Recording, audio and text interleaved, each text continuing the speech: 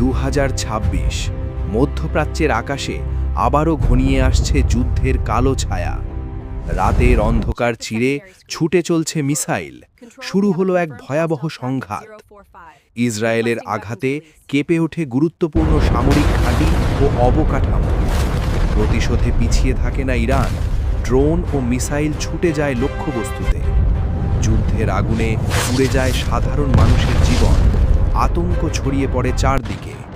উন্নত প্রযুক্তি ও গোপন তথ্যের লড়াই, আধুনিক যুদ্ধের নতুন রূপ।